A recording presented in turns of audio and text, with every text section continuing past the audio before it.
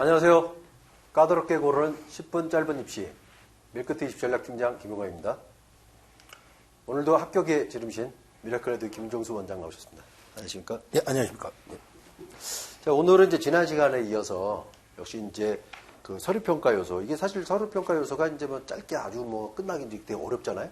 그래서 이제 거기에 세분화되어 있는 거, 그래서 그 합격 사례하고 이제 같이 오늘 알려주신다고 그래서 이 서류평가 요소에서 이제 여기 보면 이렇게 이제 자기주도성, 리더십, 문제 해결력, 경험의 다양성 이렇게 나누잖아요. 여기에 대해서 조금 한번 핵심 위주로 좀 설명을 좀 해주신다면. 예. 그 발전 가능성이라고 하는 거는 정말로 좀 애매모호하죠. 뭐를 발전을 했는지. 예. 그래서 대략적으로는 성적이라든지 학교 활동의 어떤 질이라든지 양을 의미를 합니다. 그래서 그것이 가장 중요한 포인트가 이제 자기가 직접 했느냐, 자기가 이제 주도적으로 했느냐. 그러니까 뭐 리더십이 거기 안에 들어가면 참 좋겠죠. 그리고 진로를 탐구하기 위해서 뭐 교과 공부만 했다든지, 뭐 동아리만 했다든지 이거보다는 여러 가지를 한번 도전해봤던 거. 그 다음에 이제 가장 뭐 또 여러 가지 중에서도 중요한 부분들 중에 이제 의미가 통하는, 아이들에게 의미가 통하는 것들 중에 하나가 이제 활동 과정에 역경을 어떻게 좀 극복했느냐. 뭐 하다 보면 실패할 수 있는 거 아니겠습니까? 예. 근데 거기서 실패해서 끝나는 게 아니라 그거를 이제 결과를 도출하기 위해서 노력했던 점. 그러니까 이게 네 가지 요소가 좀 맞아떨어져야 되지 않나라는 생각을 합니다. 근데 이제 가끔 학생들 중에 이제 아까 방금 말씀하신 것처럼 역경이 없는 무난한 삶을 살았던 학생도 있거든요, 사실은. 맞죠. 근데 그건 이제 본인 잘못이 아니잖아요. 그렇죠. 뭐 이렇게 다양한 환경이 있으니까. 근데 그런 경우에는 또 이제 뭘 부각시키면 좀 좋을까요? 그래도 학교 생활을 하면서 마음대로 되지 않는 부분들은 있습니다. 그렇죠. 그러니까, 네. 뭐, 예를 들어가지고 수행평가를 하는데 또는 뭐 대회를 나갔는데 떨어질 수도 있고, 그러니까 그런 부분들이, 모든 게 다 완벽한 상태에서 이루어졌다라고 생각하지 말고, 그런 부분들이 이제 생활기록부라든지 또는 서류에 자기소개서에서 좀 녹여놨으면 하는 바람이 좀 있는 겁니다. 그래서 이제 요걸 토대로 해서 사실 이런 이론적인 거는 뭐 다른 유튜브에도 되게 많잖아요. 근데 이제 진짜 중요한 건 저는 이런 성공 사례, 합격 사례라고 보거든요. 그래서 이렇게 어떻게 적용을 해서 이 학생은 합격을 했는지 좀 간략하게 좀 설명 좀 해주실래요? 저희가 이제 강의 초반에 가장 인상 깊었던 친구, 이 친구라고 보면 됩니다. 이 친구는 소위 말해서 자기소개서에도 문제아라고 써 있어요. 그러니까 자기가 이제 문제아였거든요, 솔직히 해서. 예. 그래가지고 고등학교 1학년 때는 뭐 5등급, 뭐 5등급 성적이면은 솔직히 말해서 이제 전국의 어느 대학을 가기도 좀 힘든 성적인데, 자기가 이제 우스갯소리 하나면 축구를 좋아하는데 반축구 대표로 뽑혀야 되는데 야간 자율학습을 안 하는 친구들은 안 뽑아줬다고 그러더라고요, 선생님께서.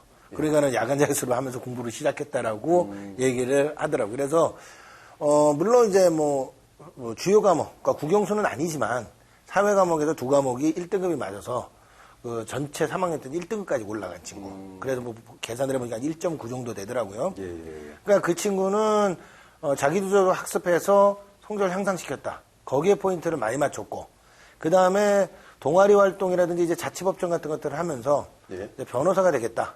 변호사가 되겠다라는 꿈을 갖고 있었고, 그러니까 이제 주변의 도움을 받아서 법원 활동도 했고, 법원에서 봉사 활동도 해봤고, 그러니까 법에 대해서 진로를 맞췄다라는 것만 얘기를 한 거 이외에는, 그리고 성적이 향상됐다는 걸 빼고는 학교 생활이 이렇게 뭐 썩 화려하지 않았던 친구다.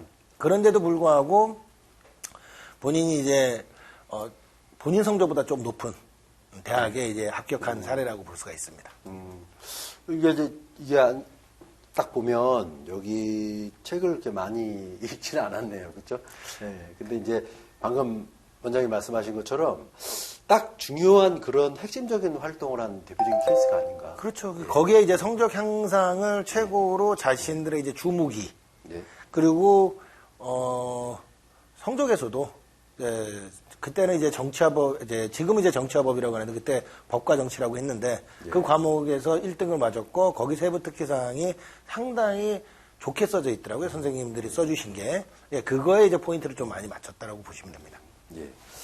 그 다음에 이제, 개인적으로도 참 이게 힘들어요. 이게 인성 부분은 저희가 지난 시간에도 좀 살펴봤지만 이게 인성이 뭐냐 이런 질문 많이 하시거든요. 어머님들도 그렇고 이제 학생들도 모르겠어요. 이제 이게 인성이 뭔지. 그래서 구체적으로 이게 뭐에다 포커스를 좀 맞추면 좋을까요? 그러니까 발전 가능성과 더불어서 인성도 네. 솔직히 평가한다는 자체가 조금은 말이 좀 안 된다고 저는 생각을 해요. 왜냐하면은 뭐 서류를 보고 그 다음에 아이의 어떤 뭐 10분 정도 내외되는 면접을 보고 이 아이가 어떻게 우수한 아이라는 거를 찾아낸다든지 또 인성적으로 성실하고 도덕적인 아이를 찾아낸다는 거는 사실상 조금 저는 어렵다고 봅니다. 근데 그래서 저는 이제 이런 소리도 합니다. 부모님들한테. 선생님들이 하고 이제 면접을 보러 갔을 때 그 선생님들이 보는 아이의 눈빛 또는 아이의 태도, 아이가 말하는 이제 뭐 어투 이런 것들도 전부 다 인성이라고 볼 수 있고 인성 포인트에서 지난 시간에도 제가 말씀드린 것처럼 대부분은 봉사라고 생각을 하세요. 근데 저는 봉사라고 생각을 하지 않고 리더십이라고 생각을 해요. 그러니까 객관적으로 뭐 반장이 아닌 상태에서 둘이 친구가 싸운 거를 조절을 한다는 거는 좀 믿기 신뢰도가 좀 떨어지잖아요. 근데 반장이면 아무래도 그런 부분들에 대해 신뢰도는 좀 높지 않을까. 그래서 정규회장이면 정말로 낮은 성적으로도 대학을 갈 수 있는 그러한 역량을 가지고 있다고 이제 볼 수가 있습니다. 근데 이제 학생들 중에 또 이게 소극적이고 그런 학생들은 나서기 싫어하고 그런 학생들은 또 이게 반장은 또 반의 한 명인데 예? 그런 경우에는 그러면 아무 그런 나는 리더 그런 게 없어. 동아리 뭐 임원도 해본 적이 없어. 그런 경우에 이거를 좀 커버할 수 있는 뭐 그런 게 있을까요? 그때 이제 봉사활동을 쓰는 게 참 좋겠죠.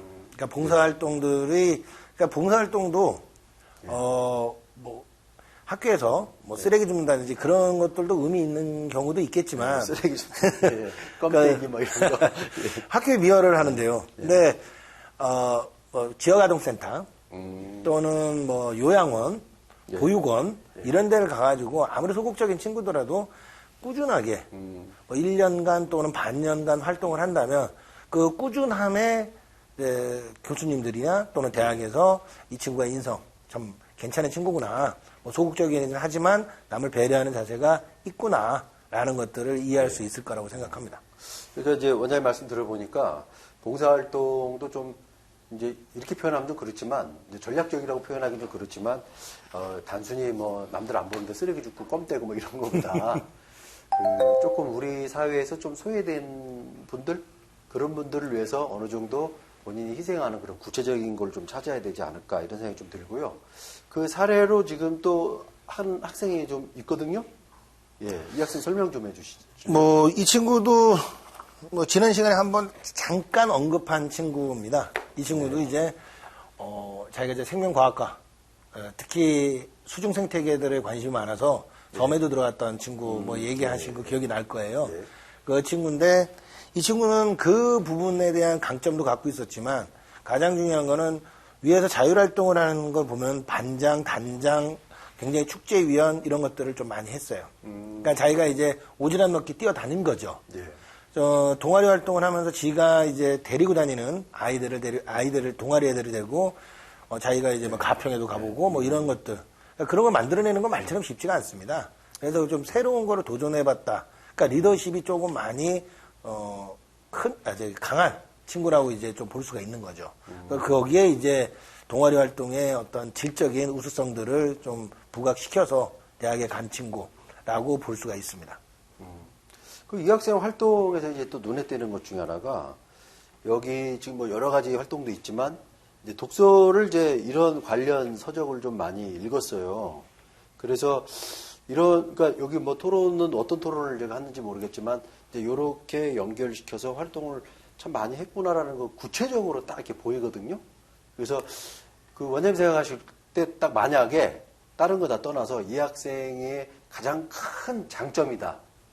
뭐 이런 게 있다면 어떤 걸로 꼽으시는지? 이 친구는 가장 큰 장점이 이제 인성 부분. 여기서도 보시지만 요양원 봉사도 했더라고요. 그러니까 그러니까 너는 학교 다닐 때 공부를 어떻게 했냐라고 물어볼 정도로 뭐 활동이 많은 것 중에서 요양원 봉사뿐만 아니라 단장, 반장 하면서 리더십도 상당히 우수한 친구이지만 점에도 들어갈 정도로 전공에 대한 열정 이 두 가지로 이제 좀 밀어붙였죠. 그 자소서를 쓸 때도 그 부분이 좀 부각이 되게. 네. 이 토론대에도 굉장히 이 친구한테는 의미가 있었는데, 네. 그 소위 말하는 그 생명윤리, 네. 안락사라든지 이런 관련돼서 본인이 이제 토론대회가 있어서 그 과학윤리 토론대회인가 이름이 그렇게 돼 있더라고요. 그래서 그 토론대회에 나가서 그렇죠. 이제 수상을 한 부분도 있죠. 원장님 말씀 듣고 또 이제 그 많은 바다 쪽이나 섬 쪽에 사는 그 학생들이 지금 섬으로 많이 장마철에는 항상 조심하시기 바라고요. 예, 오늘 나와주셔서 감사합니다. 예. 수험생 여러분 건강한 교육으로 원하시는 대학에 합격하시길 바랍니다. 감사합니다.